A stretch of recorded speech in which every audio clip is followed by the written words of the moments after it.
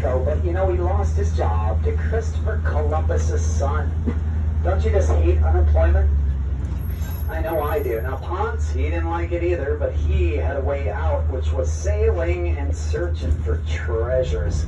He was told by the Puerto Rican natives that he would find an island to the north called Bimini. And on the island of Bimini was supposed to be the Fountain of Youth. That fountain had fruit trees surrounding it with golden fruit on the branches. There were beautiful maidens that would pluck that fruit and feed it to you, and if you drank from the water, you'd not only stop aging, you'd age backwards and get young again. That's just what Ponce needed after losing his job. But you know, he missed Bimini. He sailed right by it. He ended up landing here Easter Sunday, 1513.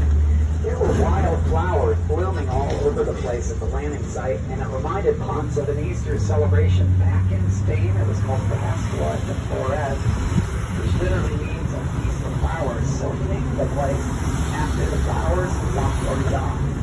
Now, he did not discover Florida. There were already 100,000 Native Americans here to greet him when he arrived. But Ponce did discover something important for Spain. It was the Gulf Stream. Gulf Stream is a rapidly moving current of water off our coast, and it would slingshot the treasure ships back to Spain in half the time. Now, those ships, they were laden with gold and silver, like you imagine, but they also had spices on board, and every pirate's favorite food, sugar. That's what us pirates were truly after. You can't eat the gold and silver. It was the chocolate and the rum. Those were the true treasures. Now, if you look out here to the left, over the tops of the trees, you'll see the great cross. And our founder, Pedro Menendez, September 8, 1565. He was sent here by King Philip II with 3 orders in hand. Number 1, clearly French. 2, settle a place once and for all for Spain. Number 3, to Christianize the Native Americans. The third order was totally outside his job description, so he got his friend with Father Francis Lopez. His father Francis and got on the ship first, and when he came ashore, he made a cross out of palm logs. Pedro then arrived. Pedro marched up to the cross, knelt down and kissed it. Reclaimed the land for Spain, but this time he was not so he claimed God. There was an Indian village nearby watching from the trees, and they were so intrigued that they saw they didn't feel free at all. They wanted to make friends. They chose to make friends by imitating Pedro Menendez. They marched up the cross in the line, and one by one they notified Pedro. This was all recorded in Father Francis Lopez's journal. Now, they became instant friends that day. They even celebrated a meal together. It was a meal of Thanksgiving that was celebrated 55 years before the Pilgrims would even arrive at Plymouth Rock. After about 12 days, Pedro marched his troops north. He had to go through a hurricane. North Carolina was lightly guarded. He was able to take a breeze, and then he returned again to St. Augustine, where his friends now, the Timaquan Indians, informed him of ships that had sailed south. Pedro realized these would be the French, and they'd come back for him, but he also realized they were not going to survive the hurricane in their wooden ships.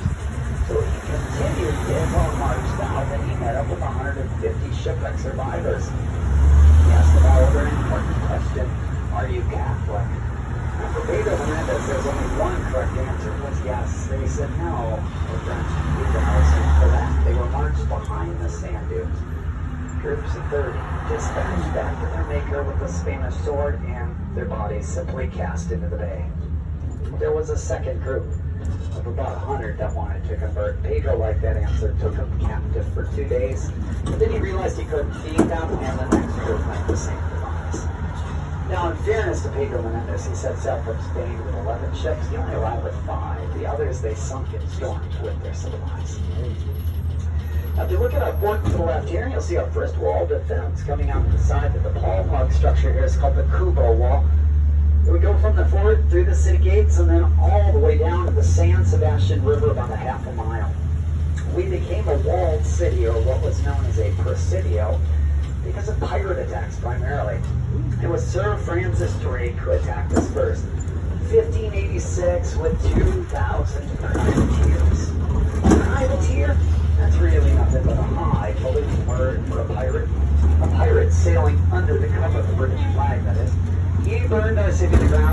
us into the swamps. We had nothing to greet us up there but snakes and alligators. We survived though when we came back and built our walls. We had a second wall, it's called the Rosario. It would have started here on the stop sign, gone to the left about 9 blocks where it would have met the water of the bay. All the living quarters would have been back over here to the left, and swampy areas on the other side of our walls. Stationed along the walls, we had little mini forts called redoubts. You look to the right, you'll see a reproduction of our Santo Domingo redoubt fort. The notches you see cut out of it are where we placed our cannons. We would defend these walls 24/7 with cannon and musket fire. On the back side of the redoubt, you'll see a thicket of palms just underneath the notch where the cannon would have stuck out. Also in the corner there. Now those palms look innocent enough, but they're called the Spanish bayonet palms. You tried to sneak through a thicket of those, you got all sliced up. That was kind of like going through modern-day razor wire. So now we'll take a trip forward in history. The building to the left here was known as the Orange Street School, built in 1910. If you were lucky enough to be a teacher here, you taught grades 1 through 12 for a whopping sum of $20 a month. Now, if that sounds like too much work for too little pay, you could have been a bus driver. Back then, though, it meant a horse and a buggy. You would pick the kids up in the swampy outskirts where the snakes and the alligators lived. You deliver them to school for the same amount, $20 a month. Now this building here, right, everyone take a good hard look at this building. Isn't she beautiful? This beautiful building has absolutely no historical significance. Okay, maybe a little bit. It's our first parking garage. The site of our parking garage, though, was the site of the first luxury hotel in Florida, the San Marco. And when the San Marco Hotel stood here, it was 5 stories tall. It had 3 towers on the front side. The tallest tower you can see as far as 16 miles out into the Atlantic Ocean. It had steam, heat, electricity, running water, and something called an Otis elevator. No climbing stairs for it. We had a very important guest stay at the San Marco for our history, Mr. Henry Morrison Flagler. He was one of the founders of the Standard Oil Trust. That's how he earned his money. He was here celebrating his honeymoon with his second wife, Miss Ida Alice. Now, I don't understand Mr. Flagler because on his honeymoon, you know, he brought his kids. When I went on my honeymoon, I only brought my wife, but I think that's what it's supposed to work, is it? You know, later in that marriage, Miss Ida Alice, she threatened to kill him. Some people claim that he was medicine that she was taken. But I think she was taken after this, you know, in the first place. Across the water here to the left, you see the Visitor Information Center. It's made out of coquina stone. It was built by the Works Progress Administration, or the WPA, in 1930 as a public works project. There's a free museum in there. They have a scale model of Pedro's flagship. It's got a cutaway so you can look inside and see what it looked like on the inside. So this is stop number 2. If you're getting off here, please wait for the bell. Exit to the left. Backing right to left. I want to welcome you folks joining us. My name is Pete Jones. When you hear the bell again, we'll be continuing. There's no smoking on board. We're consuming alcohol beverages. Please keep your hands inside. All kinds of conversation flows pretty enjoy it. Now you probably noticed the construction project going on across the street here. This is a second San Marco hotel. We have a height ordinance, so you can't build anything taller than what you see there. But this is what it would have kind of looked like, I guess. They started their project, they dug a really deep hole. They actually have a 2-story parking garage underneath of all that. And a big pump to pump the water out of the ground all the time. I don't think I'd ever want to park there. They also ripped out some of our state tree when they dug the hole, the sable palm. Sable palm has another name, the cabbage palm. Used as a source of food by the Florida crackers. They'd cut the heart of the palm out when it was young, throw it into a pot of water, they'd add some salt and pepper, and a little bit of pork. They'd boil it down, called it swamp cabbage. The Florida crackers were Scotch-Irish cattle. Would drive their cattle through the swampy areas of Florida using a bullwhip. You could hear the cracking of their bullwhip as far as a mile off. That's how they got the name cracker. From this Spanish word for cracker caqueros. They were a wild group. They stayed just outside the long arm of the law. We had the wild, wild southeast down, the first cowboys to North America. Now to the right here, you see a big giant ball of coquina stone. Looks kind of like the Death Star in the Star Wars movies. It's actually a mile marker. Mile marker number 0 of the Spanish Trail. The other end of that trail ends in San Diego, California, where there's another ball of coquina just like you. Now we're thinking of a cemetery. This was established in 1921 because we had a horrible outbreak of the yellow fever. The mosquito-borne disease killed a third of our population. You can only see about 90 headstones here, but don't let it fool you. Each of those can represent an additional 25 graves. You were the last to be buried there. You were the lucky one. You got your name etched in stone. Those that died before you had markers, but they were wood and rotted away. Our next stop is an exclusive to Old Town called the Brothers Wax Museum. Brothers is the oldest wax museum in North America, the second largest in the world. You get 30% off your admission by showing your trolley sticker at the door. But on the front end of the wax museum, it's a free attraction called the Old Town.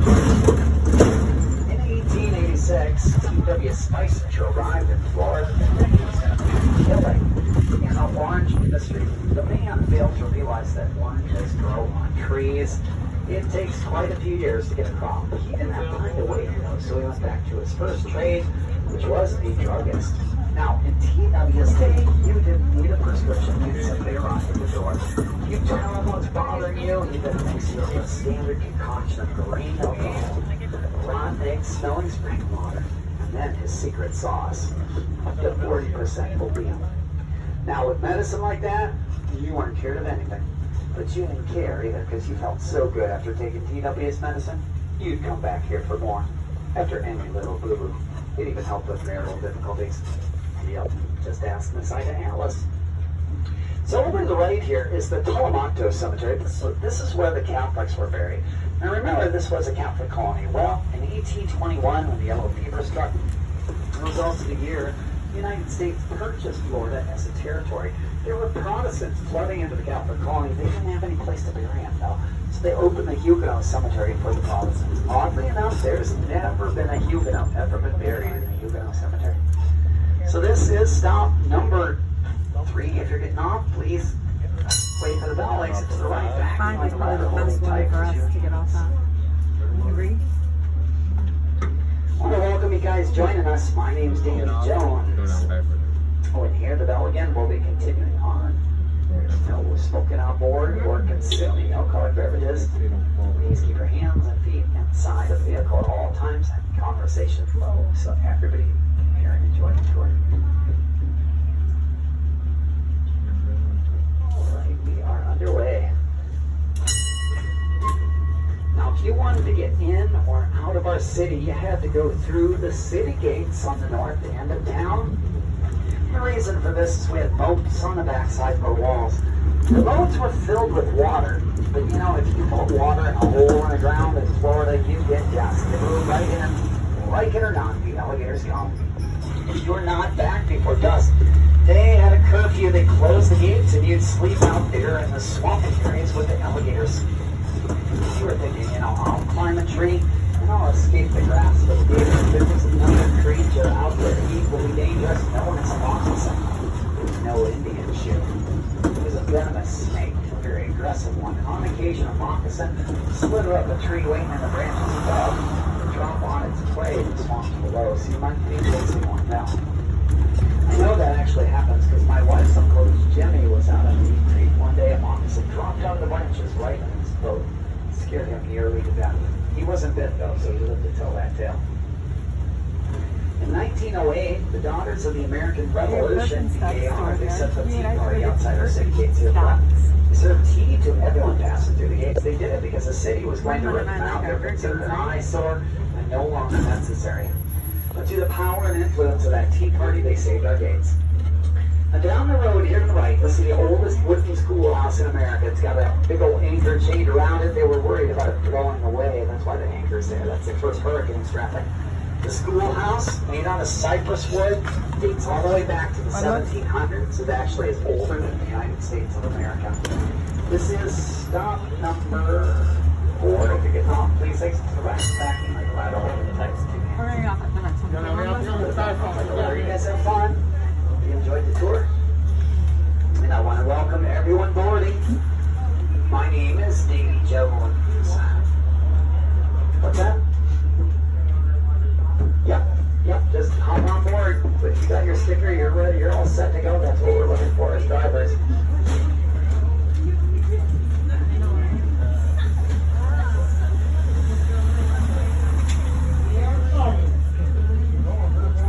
Alright, we're going to continue in here to develop. Please remain seated. All aboard. So our fort in front of us is fort number 10. We had 9 wooden forts. All 9 wooden forts were burned to the ground.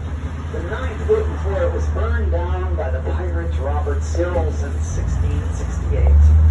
We have a lot of pirate history in our town, and today we have a museum dedicated to that. It's our Pirates and Treasure Museum. Everybody give me a nice hearty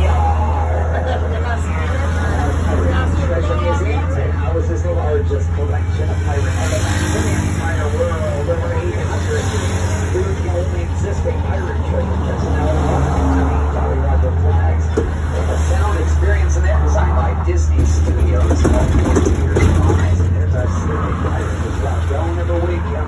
They'll have you walk the plank and then you'll have nowhere to go but my locker, Davy Jones. No one escapes my locker unless you have to be Captain Jack Sparrow. You know, they have Sparrow's sword in there. They have a Hollywood exhibit of your favorite pirate Hollywood movies. So this stop will be stop 5 if you're getting off. Please wait for the bell exit to the right, backing on